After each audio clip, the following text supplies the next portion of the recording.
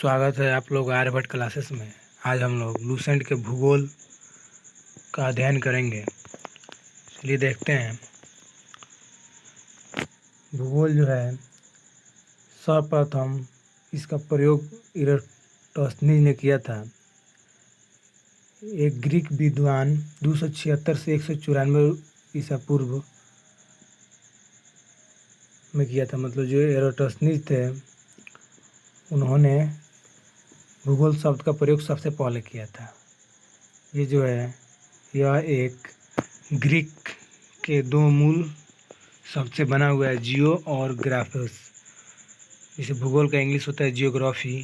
तो इसे हम तोड़ेंगे तो एक हो जाएगा जियो और उसके बाद दूसरा हो जाएगा ग्राफिस।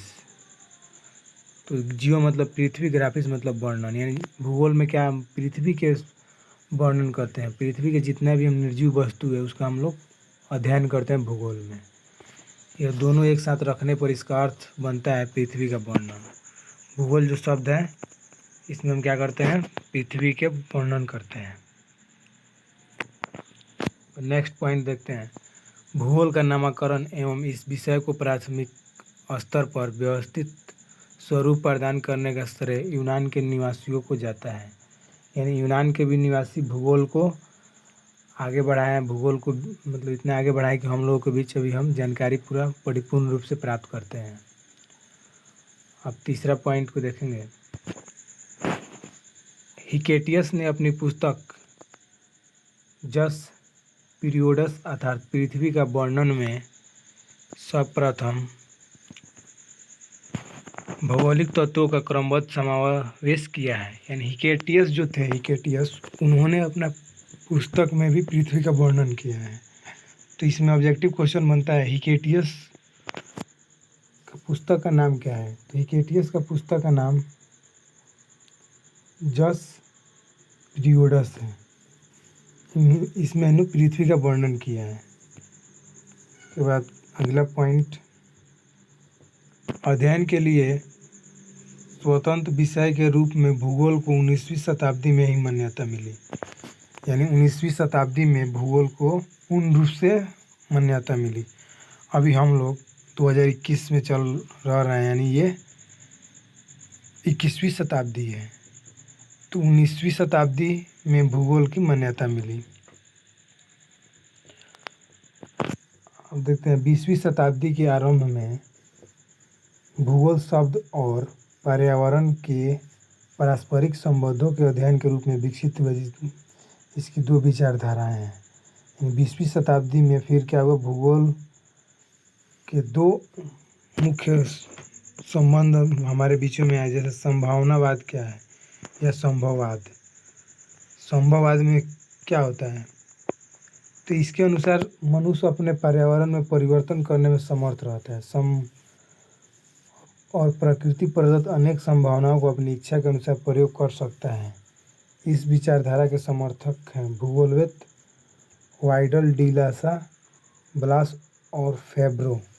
संभववाद में क्या होता है कि मनुष्य संभावना करता है कि हम कोई वस्तु को उपयोग करेंगे और उसके लिए उपयोग करने के लिए वो तरह तरह के प्राकृतिक स्रोत या मानव निर्मित स्रोत का अध्ययन करता है। जैसे में मान लीजिए कोई न पहले कोयला छिपा हुआ था, तो पहले के लोग संभावना करते होंगे कि हम ईंधन का उपयोग करेंगे।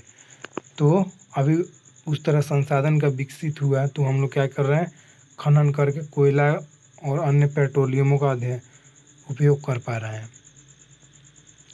तो संभावनावाद में या संभववाद में क्या होता है, मनुष्य संभावना करता है कोई वस्तु प्राप्त करने का। अब अगला देखते हैं निश्चयवाद क्या है।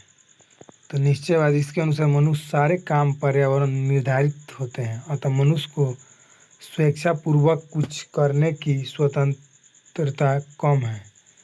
इस विचारधारा के प्रमुख समर्थक हैं भूगोलवेत्ता रिटर रैटजेल, एलन और सैम्पुल और हेंटिगटन। ये जो निश्चयवाद में होता क्या है, निश्चयवाद में मानव निश्चित कर लेता है कि हम ये कोई भी कार्य करेंगे या किसी वस्तु का उपयोग करेंगे।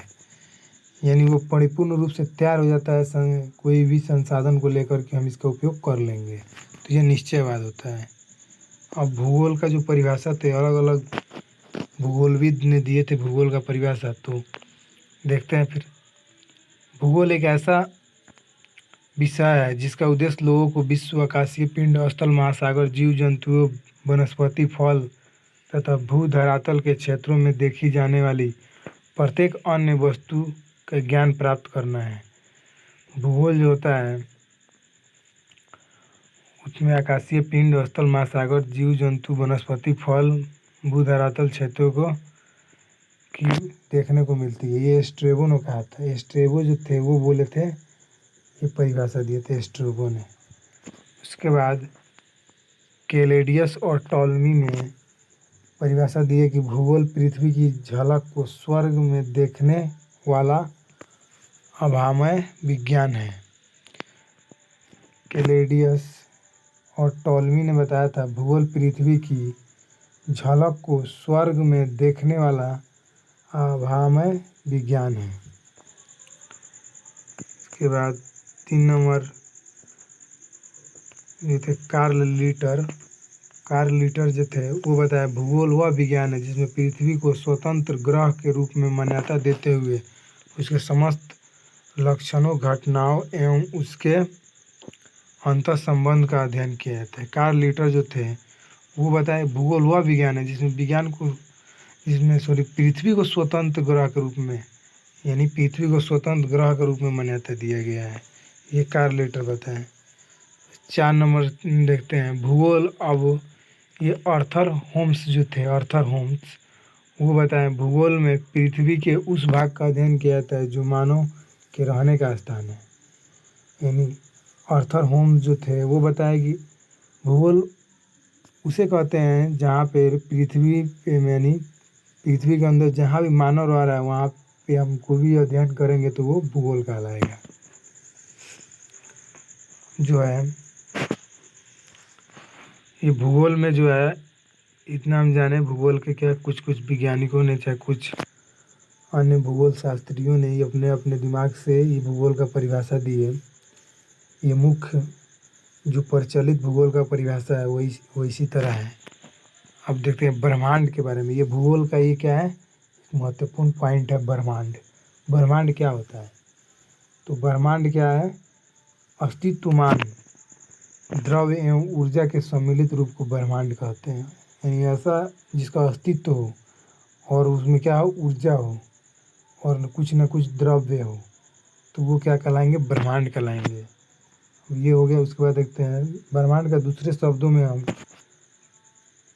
सूक्ष्मतम अणुओं से लेकर महाकाय आकाश गंगाओं तक के सम्मिलित रूप को ब्रह्मांड कहते हैं। ब्रह्मांड में सूक्ष्मतम यानी छोटे से छोटे भाग से लेकर बड़ा बड़ा आकाश गंगाओं को मिलाकर जो बनता है वो ब्रह्मांड कहलाता है। तो ब्रह्मांड में क्या है? पृथ्वी है, सभी ग्रह हैं, सभी उल्का पिंड है, तारे हैं, ये सब ब्रह्मांड के भाग हैं। उसके बाद जब ब्रह्मांड की उत्पत्ति, अब ब्रह्मांड ये अनुमानित किया जाता है कि ब्रह्मांड का ये कैसे निर्माण हुआ होगा। तो जो है ब्रह्मांड का निर्माण सबसे पहले 1 नंबर देखते हैं महाविस्फोटक सिद्धांत, यानी बिग बैंग थ्योरी। ये बहुत ही प्रचलित है। बिग बैंग थ्योरी बताता है कि ब्रह्मांड जो है ये कैसे निर्माण हुआ है। तो ये महाविस्फोटक सिद्धांत बिग बैंग थ्योरी को जैव लेमेंटियर ने दिए थे। उन्होंने बताए थे कि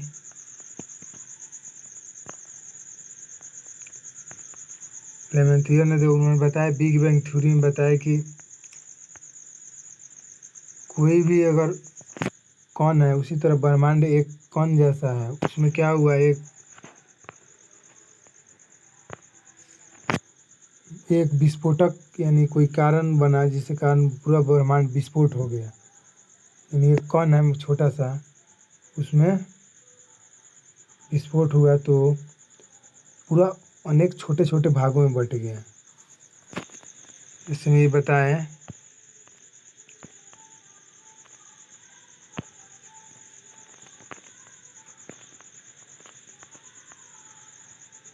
यहाँ महाविस्फोट सिद्धांत के अनुसार देखते हैं, आरंभ में वे सभी पदार्थ जिनसे ब्रह्मांड बने हैं अति छोटा गोलक के रूप में एक ही स्थान पर स्थित था। अत्यधिक सूक्ष्म तापमान घनत्व अनंत था। ये महाविस्फोटक जब हुआ था तो उसके पहले कोई भी कण जो था एक था, मतलब उसमें कण जो थे सभी मिलकर एक थे। तो वो क्या हुए, वो अलग अलग हो गए, कोई अन्य बाह्य कारक हुए जिससे अलग उसे कर दिए। और अत्यधिक देखते हैं इसमें, उसके बाद अत्यधिक संकेंद्रण के कारण बिंदु का आकस्मिक विस्फोटक हुआ, यानी कोई बाह्य कारक से क्या हुआ, उसका विस्फोट हो गया, यानी ब्रह्मांड जिससे सभी कणों से मिलकर बना हुआ था उसका विस्फोट हो गया। तो इस अचानक विस्फोट के पदार्थों को बिखराव हुआ जिससे सामान्यतः पदार्थ निर्मित हुए, यानी विस्फोट हुआ तो निर्मित हुए। इसके अलगाव के कारण काले पदार्थ बने, समूह में अनेक ब्रह्मांडीय पिंड का सृजन हुआ। वैज्ञानिकों का विश्वास हुआ कि बिग बैंग की घटना आज से 13.7 अरब वर्ष पूर्व हुई थी। महाविस्फोटक के लगभग 10.5 अरब वर्ष पश्चात, यानी आज से 4.5 अरब पूर्व सौर मंडल का विकास हुआ। यानी जैसे सौर मंडल हुआ, सौर मंडल के जितने भी ग्रह हैं उनमें वही क्या हुआ, टूटने से बना एक कण के रूप में। अगर उसका विस्फोट हुआ तो उसमें जितने छोटे छोटे भाग निकले वो ग्रह उपग्रह तारे का रूप पकड़े। तो ये बिग बैंग थ्योरी बताता है। अब बिग बैंग परिघटना से ब्रह्मांड की उत्पत्ति हुई और तभी से उसमें निरंतर विस्तार जारी है। अब इसके साक्ष्य के रूप में आकाशगंगाओं के बीच बढ़ती दूरी का साक्ष्य दिया जाता है। नासा ने 2001 में MAP माइक्रोवेव एंटीसोट्रॉपी प्रोब नामक एक अनुसंधान जिसकी पुष्टि की। ब्रह्मांड के निरंतर निस्तारण के साक्ष्य जुटाने में एडविन हब्बल का योगदान उल्लेखनीय है। ब्रह्मांड के निरंतर विस्तारण के साक्ष्य के रूप में अंतरिक्ष में सूक्ष्म तरंगों की उत्पत्ति का पता चलना, अंतरिक्ष में रेडशिफ्ट परिघटना का अवलोकन तथा आधुनिक अध्ययनों में सुपरनोवा का अंतरिक्ष में विस्फोटक होना भी ब्रह्मांड के विस्तार के साक्ष्य रूप में जाना जा रहा है। इन ब्रह्मांड में जितना भी परिघटना हो रहा है ये सब क्या हो रहा है, ब्रह्मांड का ही क्या है, एक प्रकार का सब क्या है, भाग है, घटना है। जैसे में कभी ग्रह लगता है, कभी ग्रहण लगता है ग्रहों के बीच, तो कभी बारिश का आना, कभी बादल गरजना, तो ये सब क्या है, ये छोटे छोटे ब्रह्मांड के कण का ही टकराव या उससे होने वाली घटना है। अब नोट में देखते हैं, नासा जो है, नासा इसका पूरा नाम पहले देखें। नासा का पूरा नाम होता है national aromatic and space aromatic. ये जो थे नासा 30 जून 2001 ईस्वी को डेविड विल्किंसन के नेतृत्व में बिग बैंग की पुष्टि हेतु मैप परियोजना का शुभारंभ किया गया। मैप एक खोजी उपग्रह है जिससे प्राप्त चित्रों के बिग बैंग की पुष्टि होती है। 11 फरवरी 2013 ईस्वी को इस आधार पर नासा ने ब्रह्मांड की आयु 13.7 अरब वर्ष निर्धारित की घोषणा की। 2013 में ब्रह्मांड की आयु 13.7 अरब वर्ष निर्धारित किया गया है कि ब्रह्मांड इतना तक अपना अस्तित्व में रहेगा। डेविड विल्किंसन की सितंबर 2002 ईस्वी के निधन के पश्चात उनके सम्मान में मैप उपग्रह का नाम 11 फरवरी 2003 को WMAP रखा गया। ब्रह्मांड के सदस्यों को जानने के लिए ब्रह्मांड के रहस्यों को जानने के लिए 30 मार्च 2010 को European centre for nuclear research ने जेनेवा में पृथ्वी की सतह से 150 से 175 मीटर से 27.36 किलोमीटर लंबे सुरंग में लार्ज हैड्रन कोलाइजल नामक महाप्रयोग सफलतापूर्वक किया गया। यह महाप्रयोग असफल रहा, मतलब ये बिग बैंग थ्योरी के पुष्टि के लिए इतना सारा काम किया गया था। इसमें प्रोटॉन बमों को लगभग प्रकाश की गति से टकराया गया तथा हिग्स बोसोन के निर्माण का प्रयास किया गया। माना जाता है कि गॉड पार्टिकल के नाम से जाने जाने वाला हिग्स बोसोन में ही ब्रह्मांड के रहस्य छिपे हैं, क्योंकि यह सबसे बेसिक यूनिट माना जाता है। सन ने 4 जुलाई 2012 को हिग्स बोसोन से मिलता जुलता सब एटॉमिक पार्टिकल की खोज करने में सफलता हासिल की। इसे ब्रह्मांड के रहस्य को जानने के विषय में महत्वपूर्ण उपलब्धि माना जा रहा है। अब नोट में देखते हैं, ब्रिटिश वैज्ञानिक हिग्स ने 1664 ईस्वी में कॉस्मोलॉजी समझने हेतु गॉड पार्टिकल परमाणुविक अवधारणा को पेश किया था, जो भारतीय वैज्ञानिक सत्येंद्र नाथ बोस ने बोसोन थ्योरी पर आधारित थी। ये बोसोन थ्योरी बहुत इंपॉर्टेंट है। सत्येंद्र नाथ बोस ने बोसोन थ्योरी दिया। अब ब्रह्मांड का व्यास कितना है? लगभग 10 के पावर 8 प्रकाश वर्ष है। ब्रह्मांड में अनुमानतः 100 अरब मंदाकिनी है। प्रत्येक मंदाकिनी में अनुमानतः 100 अरब तारे होते हैं। मंदाकिनी क्या है? तारों का एक ऐसा धुंधला सा दिखाई पड़ता है तथा जो तारों निर्माण प्रक्रिया की शुरुआतों का गैस पुंज है, मंदाकिनी कहलाता है। मंदाकिनी क्या है? ये तारा निर्माण का शुरुआती गैसीय समूह है। हमारी पृथ्वी की अपनी एक मंदाकिनी है, जिसे दुग्ध मेखला या आकाश गंगा कहते हैं, या मिल्की वे। पृथ्वी किस आकाश गंगा का भाग है? तो दुग्ध मेखला या आकाश गंगा मिल्की वे है। अब तक ज्ञात इस मंदाकिनी का 80% भाग सर्पिला है। इस मंदाकिनी को सबसे पहले गैलीलियो ने देखा, यानी गैलीलियो ने सबसे पहले दूरबीन का खोज किया और उन्होंने ही ग्रह उपग्रह और यही मंदाकिनियों को देखा। अब आकाशगंगा जो आकाशगंगा की सबसे नज़दीकी मंदाकिनी देवयानी नाम से जाना जाता है। ये जो आकाशगंगा की सबसे नज़दीकी मंदाकिनी जो है देवयानी के नाम से जाना जाता है। नवीनतम ज्ञात मंदाकिनी क्वार्क मंदाकिनी है। निहारिका क्या है? यह एक ब्रह्मांडीय नर्सरी है जहाँ तारों का जन्म होता है। निहारिका में धूल और गैसों का बादल होता है। सभी तारों का जन्म निहारिका में होता है, सिर्फ कुछ दुर्लभ अवसरों को छोड़कर, जिसमें 2 न्यूट्रॉन तारे एक श्याम बीवर बनाते हैं। वैसे भी न्यूट्रॉन तारे और श्याम बीवर मृत तारे माने जाते हैं। यहाँ पाए जाने वाले गैसों में हाइड्रोजन गैस, हीलियम गैस एवं आयनीकृत प्लाज्मा गैस होती है। ये निहारिका में क्या होता है? बहुत सारे गैस होते हैं। और जो है निहारिका 2 अलग अलग कारकों से बनती है। पहला ब्रह्मांड की उत्पत्ति और दूसरा विस्फोटक तारे से बने सुपरनोवा से। अब ब्रह्मांड का जन्म के बाद परमाणुओं का जन्म हुआ और इन परमाणुओं से धूल और गैस बादलों का निर्माण हुआ। जैसे गैस बादल का निर्माण भी ब्रह्मांड के बाद ही हुआ। सुपरनोवा से जो पदार्थ उत्सर्जित होता है, इसमें भी निहारिका का जन्म होता है। इसके उदाहरण है वेल और कर्क। निहारिका की उत्पत्ति ब्रह्मांड के जन्म और सुपरनोवा के मिश्रण से हो सकता है। हम निहारिका के कुछ प्रकार देखते हैं।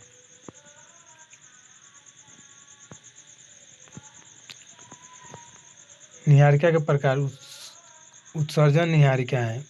यह सबसे सुंदर और रंग बिरंगी होती है। यह तारे से प्रकाशित होती है, जैसे झील निहारिका। परावर्तन निहारिकाएं, यह तारे के प्रकाश को परावर्तित करती है। यह तारे या तो निहारिका के अंदर होते हैं या पास में होते हैं। श्याम निहारिकाएं, यह अपने पीछे से आने वाले प्रकाश को एक दीवार की तरह रोक देती है। यही कारण है कि हम अपनी आकाशगंगाओं को बहुत दूर तक नहीं देख सकते हैं। ग्रहीय निहारिका, इसका निर्माण उस वक्त होता है जब एक सामान्य तारा एक लाल दानव तारे में बदलकर अपने बाहरी तहों को उत्सर्जित कर देता है। इसी वजह से इसका आकार गोल होता है। अब आरियन नेबुला हमारी आकाशगंगाओं में सबसे शीतल और चमकीली तारों का समूह है। तारों के बारे में विस्तृत जानकारी के लिए भौतिक का अध्ययन ब्रह्मांड में देखना है। अब जो होता है ब्रह्मांड के महत्वपूर्ण कौन कौन से पार्ट हैं उसको देखते हैं। तो ब्रह्मांड का एक हम कौन है, सूर्य सबसे, यानी ब्रह्मांड का सूर्य को मुख्य कहता है ग्रहों का। ठीक है, तो सूर्य के बारे में देखते हैं। सूर्य क्या है, सौरमंडल का प्रधान है। यह हमारी मंदाकिनी दुग्ध मेखला का केंद्र है। लगभग 30,000 प्रकाश वर्ष की दूरी पर एक कोने में स्थित है। ये जो है 30,000 प्रकाश वर्ष की दूरी में कोने में स्थित है सूर्य। यह दुग्ध मेखला मंदाकिनी केंद्र के चारों ओर 250 किलोमीटर प्रति सेकंड की गति से परिक्रमा कर रहे हैं। इसका परिक्रमण काल दुग्ध मेखला केंद्र के चारों ओर एक बार घूमने में लगा समय 25 करोड़ वर्ष है। प्रकाश वर्ष कहते हैं, यानी ग्रहों की गति या ग्रहों की दूरी प्रकाश वर्ष में मापा जाता है। दूरी का यह मापने का इकाई है प्रकाश वर्ष। अब जो है इसका मध्य भाग यहाँ देखते हैं। सूर्य जो अपने अक्ष पर पूरब से पश्चिम की ओर घूमता है। ये भी इम्पोर्टेंट क्वेश्चन है। सूर्य अपने अक्ष पर पूरब से पश्चिम की ओर घूमता है। इसका मध्य भाग 25 दिनों में, ध्रुवीय भाग 35 दिनों में एक घूर्णन करता है। सूर्य क्या है, गैसीय गोला है जिसमें हाइड्रोजन सबसे ज़्यादा आता है, यानी 71%, हीलियम 26.5% है, अन्य तो 2.5% होता है। सूर्य का केंद्रीय भाग प्रोट कहलाता है, जिसका तापमान लगभग 1.5 × 10⁻⁷ डिग्री सेल्सियस होता है। तो सूर्य के बाहरी सतह का तापमान 6000 डिग्री सेल्सियस होता है। हैंसवेथ ने बताया कि 10⁻⁷ डिग्री सेल्सियस ताप पर सूर्य के केंद्र पर 4 हाइड्रोजन नाभिक मिलकर एक हीलियम नाभिक का निर्धारण करता है। सूर्य के केंद्र पर नाभिकीय संलयन होता है, जो सूर्य की ऊर्जा का स्रोत है। यानी सूर्य में जो भी प्रकाश निकलता है वो नाभिकीय संलयन से ही निकलता है। यानी ऊर्जा किससे प्राप्त होता है, नाभिकीय संलयन से। सूर्य की दीप्तिमान सतहों को प्रकाश मंडल कहते हैं। प्रकाश मंडल के किनारे प्रकाशमान नहीं होते हैं, क्योंकि सूर्य का वायुमंडल प्रकाश का अवशोषण कर लेता है, जिसे वर्णमंडल कहते हैं। यह लाल रंग का होता है। सूर्य ग्रहण के समय सूर्य दिखाई देने वाले भाग को सूर्य किरीट कहते हैं। जब सूर्य ग्रहण लगता है तो उसका जो भाग दिखाई देता है सूर्य किरीट कहलाता है। यह सूर्य के बाह्यतम परत है। सूर्य किरीट एक्सरे उत्सर्जित करता है, इसे सूर्य का मुकुट कहा जाता है। पूर्ण सूर्य ग्रहण के समय सूर्य किरीट प्रकाश को प्राप्ति होती है। सूर्य का उम्र लगभग अनुमान किया गया 5 बिलियन वर्ष है। भविष्य में सूर्य द्वारा ऊर्जा देते रहने का समय 10⁻11 वर्ष है। सूर्य के प्रकाश को पृथ्वी तक पहुंचने में 8 मिनट 16.6 सेकंड का समय लगता है। सौर ज्वाला को उत्तरी ध्रुव पर ऑरोरा बोरियालिस और दक्षिणी ध्रुव पर ऑरोरा ऑस्ट्रियोलिस कहते हैं। अब ये देखते हैं ब्रह्मांड के बारे में हमारा बदलता दृष्टिकोण। ब्रह्मांड को किस तरह लोग जानते हैं, कैसे है। प्रारंभ में पृथ्वी को ब्रह्मांड का केंद्र माना जाता था, जिसकी परिक्रमा सभी आकाशीय पिंड विभिन्न कक्षाओं में करते थे। इसे भूकेंद्रीय सिद्धांत कहा जाता है। यानी पहले अनुमान किया गया था कि पृथ्वी ब्रह्मांड के बीच में है। इसका प्रतिपादन मिस्र यूनानी खगोलशास्त्री क्लॉडियस टॉलमी ने 140 ईस्वी में किया था। इसके बाद पोलैंड के खगोलशास्त्री निकोलस कोपरनिकस ने यह दर्शाया कि सूर्य ब्रह्मांड के केंद्र पर है। इसकी ग्रह की परिक्रमा करते हैं तो सूर्य विश्व या ब्रह्मांड का केंद्र बन गया। पहले अनुमान किया गया था कि पृथ्वी ब्रह्मांड का केंद्र है, अब क्या हो गया, सूर्य हो गया।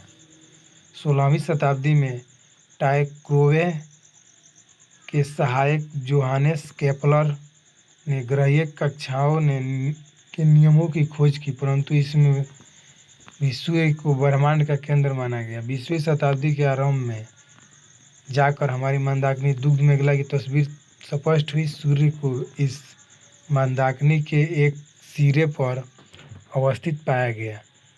इस प्रकार सूर्य को ब्रह्मांड का केंद्र होने का गौरव समाप्त हो गया।